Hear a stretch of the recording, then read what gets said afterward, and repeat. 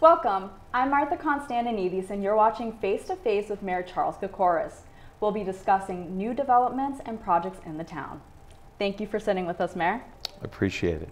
So, going into it, we're clearly still in the midst of the pandemic and cases have been solely on the uprise. So what does that mean for the town of Braintree, and do you think that might be a concern? Well, I'll tell you, I think that, we're always going to have COVID-19 around us and about, and I think that we have to continue to be vigilant. At this point, we just held a clinic for the second booster vaccine, and it's sold out in 2 hours.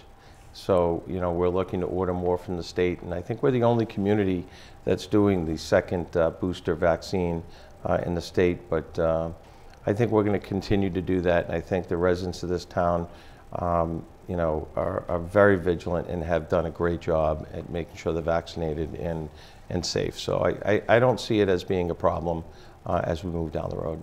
Yeah, so keeping on the topic of COVID, the American Rescue Plan bill was released in 2021. So going off of that, how much money has the town of Braintree received, and how has that been used? So, as far as Braintree, we didn't receive as much as some other communities, but we're very grateful for what we did receive. And somewhere in the vicinity of $3.8 million is the total that we'll get, and it's broken up over a 2-year period. We've used it to replace revenue, so we use it for revenue replacement. And it has been obviously very challenging because of COVID, but fortunately we've been able to utilize that and some other grant funding that came through the schools as well to offset some of the costs that were really created by lack of revenue because of COVID. Yeah, so you mentioned revenue replacement. So what does that necessarily mean? Like, how will that affect Braintree, and why did you have to go for revenue replacement? Well, I think that, Braintree relies heavily on local receipts, things like hotel motel tax and interest income, and there's a number of other things, growth factors that come into what make us, what basically funds our budget. So for us, we were hit pretty hard, as many communities were, and the whole purpose of the Rescue Act was to make sure that we could have the funding available to make sure that we could balance our budgets and keep people employed within the town and keep the services we provide. Yeah, so the county ARPA, how does that play into the money that Braintree got, and how does that kind of work?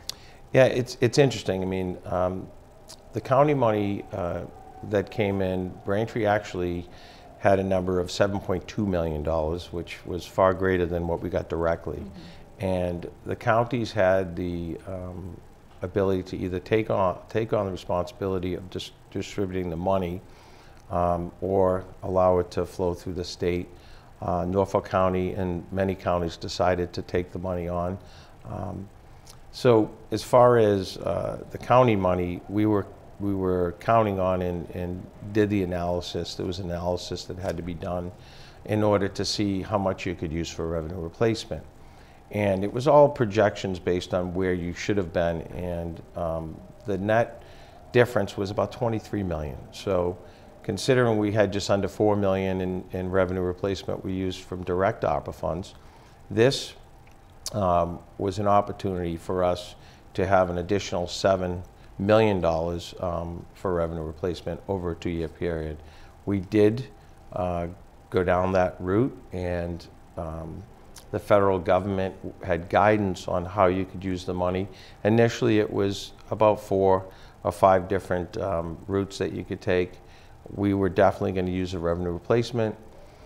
As they started to give more guidance, they came out with a final rule. And the final rule said that you could not have, you had to have a loss in the county in order to distribute that money to individual communities for their loss.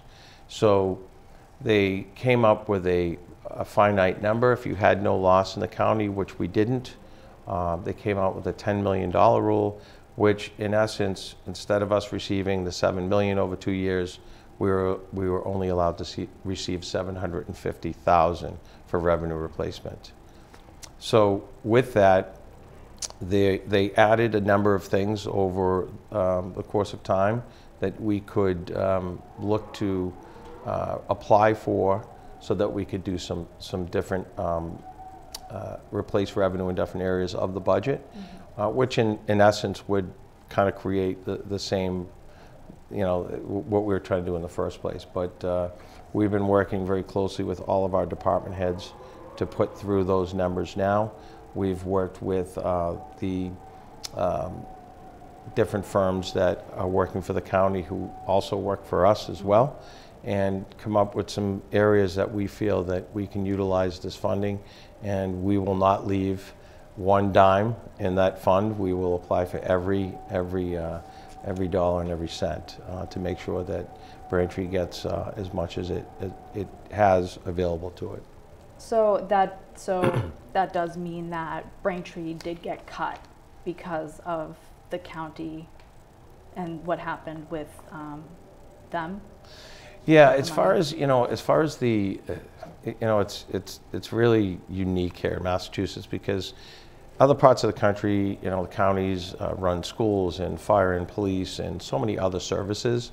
So they clearly had a need for the money, the county itself. Mm-hmm. In this case, the individual towns needed the money directly. So, the final rule really, it hurt us, but we reached out. Our initial, the initial actions were we reached out directly to Senator Warren, Senator Markey, Congressman Lynch, and we worked with them and their staff to have a meeting with the Treasury Department, and we explained our situation. There's other communities in the same boat as us, and we're always moving. So we had, that was plan A, we had plan B, and we're on plan B now, and we're working towards, utilizing other avenues to get this money into our general fund. And I think that, if they come out with some sort of change to the final rule that allows us to directly apply for it, we're prepared to go that route as well. But it was, I understand why it happened. It just made it a little bit more difficult for us. Yeah. So obviously more money, you said, is coming in at some point. So how will that be used in the future? Do you still plan to do revenue replacement, or you said there was a couple options that the government kind of gave out to give ideas? So what is the town of Braintree planning to do? Yeah, I mean, we're going to use it to take on expenditures that are covered by the ARPA rules to make sure that we're able to offset those costs, which in essence will give us relief and help within our general budget. So that's the pathway we're going. There is, there's an option for you to use it for the water, your water infrastructure and those areas. It's an enterprise fund. It's rate driven. It's different from our general fund, and it's very, it's very robust and it's doing well. So we are going to focus on the areas of reimbursement and programs that we have that do qualify, so that we can utilize it to offset budgetary costs. Okay. So pivoting here a little bit, hotels and motels are part of the revenue coming into Braintree. So could you just give an update on how that's going? Yeah, and one of the issues that we've had because of the pandemic is hotel motel tax, as well as our meals tax. Both of those areas, as well as our interest income amounts. Interest income really is almost non-existent at this point. I think we were at 1 basis point, and I think we might be up to 2 or 3 basis points.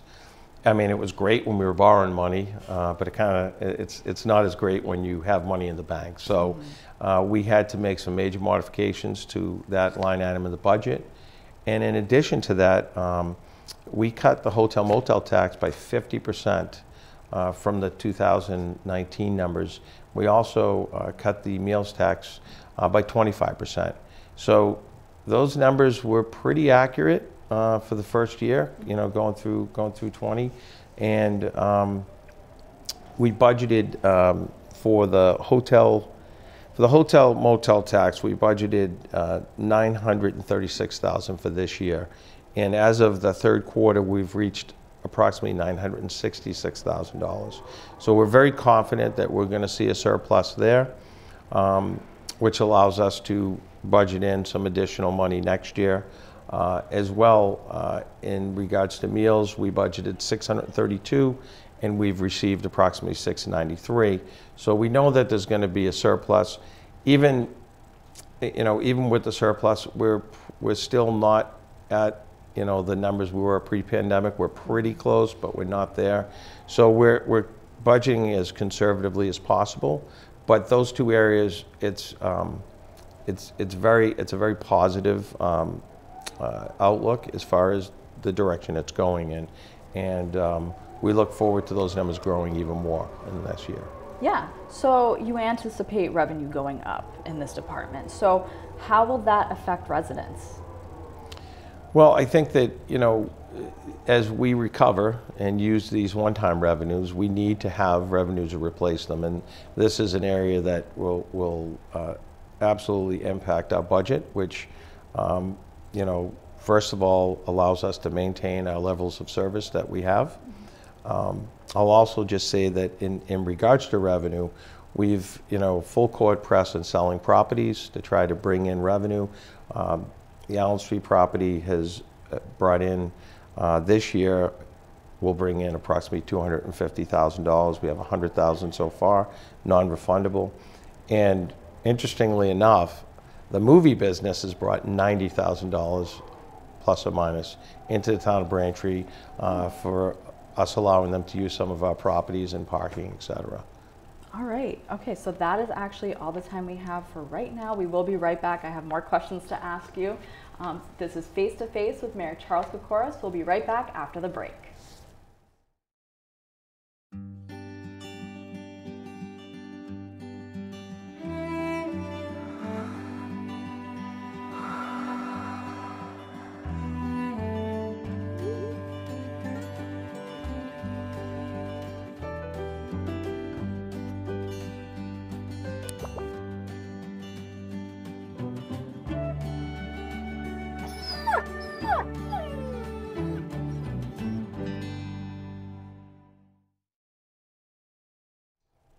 Welcome back to Face with Mayor Kokoros. Thank you for sticking with us, Mayor. I appreciate it. So we were just talking about movies in Braintree. So there's been a lot of that have come through within the past couple of years. What has that done for Braintree and the revenue? Well, I think that, you know, first of all, you know, we've been able to capitalize on some of the movies because we've utilized some of our vacant space that we have. And one in particular was Foster School, and we were able to utilize the school. They came in, they did some filming there.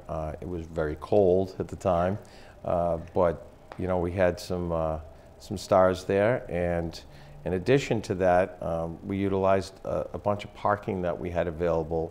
So, you know, all in all, you know, my chief of staff put the whole thing together. It was a lot of work. She did a great job.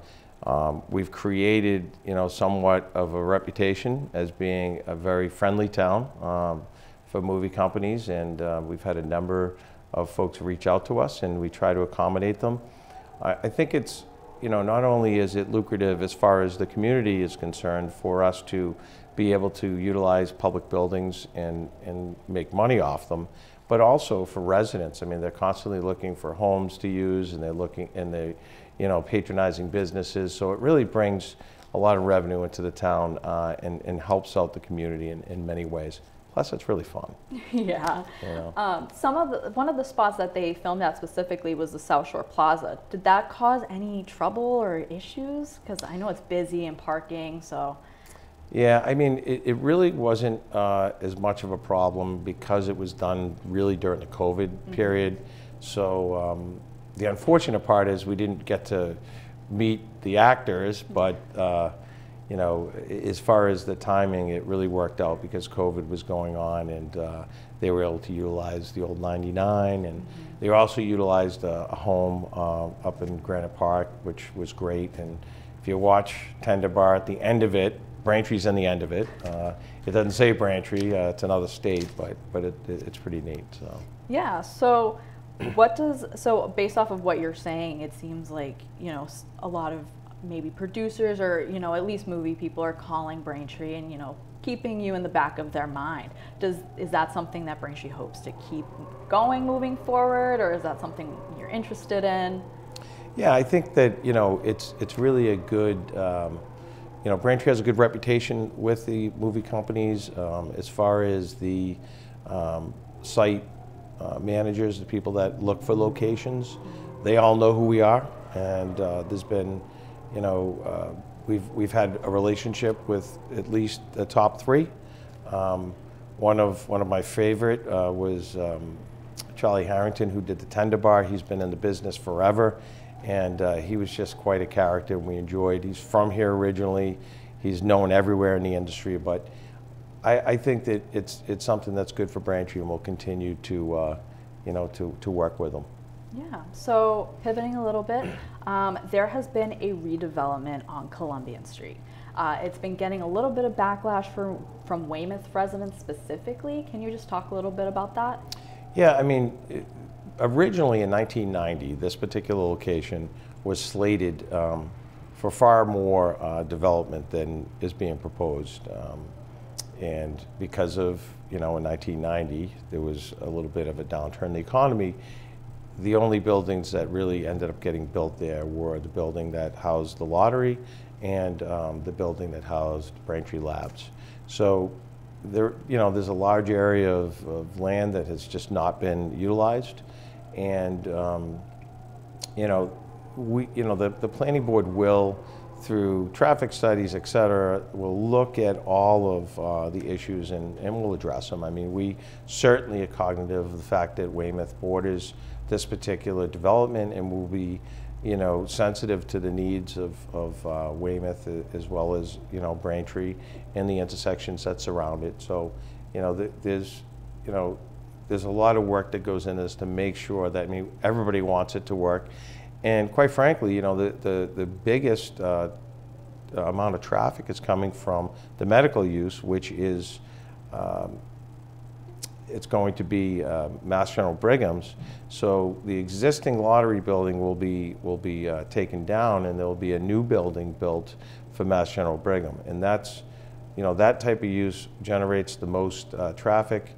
They exist now. It's a consolidation, so they exist in Weymouth, the majority of what's coming to Braintree. So if you go to the Stetson building, I'm not saying it's happening tomorrow, but if you go to the Stetson building, you go to the Harbor Medical Group, those groups are coming to Braintree into this building. So it really, you know, it's going to be wonderful for both Braintree and Weymouth to have that location. But overall, I mean, this is a tremendous redevelopment for Braintree, and I think for the whole area. Yeah, so how will that development specifically bring revenue to the town? Well, first of all, the Mass General Brigham's is, you know, we would work towards a pilot program because they're a nonprofit and would not be paying taxes. We've already started discussions on that. But as far as the new buildings, so currently what is being planned is approximately 250,000 new square footage, and there's an estimate of approximately $675,000 in permit fees to do those build outs. So that's one-time revenue, and overall it appears that it would be somewhere in the $1.2 million range as far as additional tax revenue. So it's a really a very good thing for Braintree as far as rebuilding that revenue and bringing in new growth. And what's interesting is, you know, the councilor, Larry Mackin, who represents District 6, we include counselors in these conversations. In his conversation, he had mentioned to them, hey, we need a dog park, and that was something that they picked up on, and they've placed it in the plans. And when I first took office, I talked to a committee that is trying to build a dog park, and we'll be talking again because of this development. So it's an added bonus. And there is a nature, a wildlife animal rescue facility that's not too far next door, and there'll be access to the property for them and others. So there's a number of great things that they're going to bring to this facility. And really the overall goal, I think, at this point is they're looking at potentially maybe some retail, maybe doing like a planned unit development, maybe having some over 55 housing as well. So there's a number of things that they've looked at which I think would fare really well on this particular site. Yeah, so how far along are they with this redevelopment? They've had their first planning board meeting for the expansion of the previous Braintree lab, and also building this new building. So that public hearing has started, and as you know, there was a number of people that attended, mostly from Weymouth and many in opposition. But we will work through those issues, and we're willing to help out any way we can. But our planning board will vet through this, as well as our planning staff, to make sure that traffic study's done and everything is done accordingly. But once again, I refer back to 1990 when we had a approval that was far larger than this. Yeah. And I don't even know if there were lights at that intersection yet. So I think that this is a great thing for Braintree.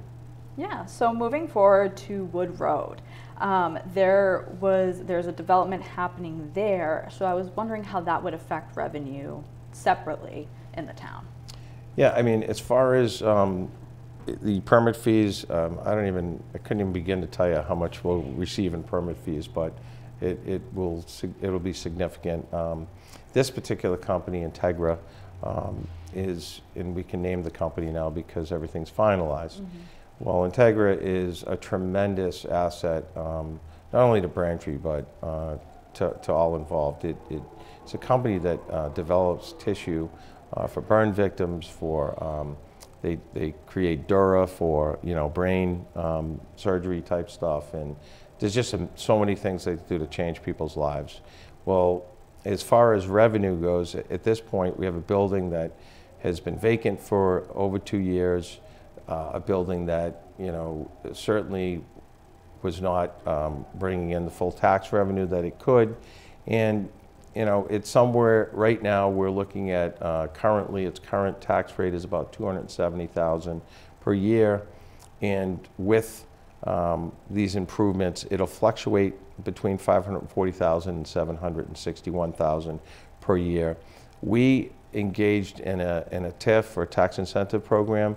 It's very common when you have life science type businesses come in, and this particular program allows them to apply for tax relief through the state, and they will be providing a number of jobs, somewhere in the $80,000 to $100,000 range.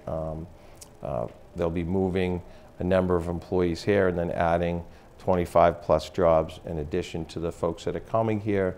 But overall, this particular company, we've worked for 2 years to bring life science to Braintree, and we finally have brought life science to Braintree, and it's a really exciting point in the history of Braintree because, we have to think about the future and what Braintree is going to be and how it's going to be developed. And this is 100,000 square feet of a 150,000 square foot building, and we are very pleased. We've met with the company. They're tremendous. They're going to be great partners in the community. But if you haven't driven by, take a ride up to Wood Road, take a look at it. Or if you drive by on the highway, be careful while you're driving. But take a look at it because it's a beautiful, beautiful building, and they've done great work with it. So do you hope that more life science places will come to Braintree? You know, personally, I would love to see Wood Road transformed into a life science corridor because, you know, we've got a number of different types of businesses. I mean, there are hotels which are helpful to these, you know, to businesses like this, but there's just, you know, a mishmash of different types of buildings, and love to see the state, you know, maybe find another place for their storage yard for their plows and their sand and stuff, but that's for another day. But overall, I mean, there's a number of properties there that would be greatly suited for life science, you know, the F1 site and some of the other properties. So I would love to see this, you know, obviously this is the beginning, and we are going to work with all of the life science community to try to bring as many to Braintree as we can. Yeah, so you seem very positive about the life science building coming to Braintree, and you've given us a lot of reasons why it's great for the town. So I was just curious, why life science? Why is it important to you? Well, I think, you know, personally, I mean, I have type 2 diabetes. My mother has type 2 diabetes. There's so many things that these groups do to help with our health and you know, the tissue. I mean, it's just this particular company, what they do for individuals that have suffered, you know, burns, et cetera. I mean, it is so important that, you know, we create industries that can help make people's lives better. And, you know, this is the future, and I want it to be the future of Braintree as well. Absolutely. So that's all my questions for today. Thank you so much for sitting down and talking with us. It was great. That was Face to Face with Mayor Kokoros. We will see you next time.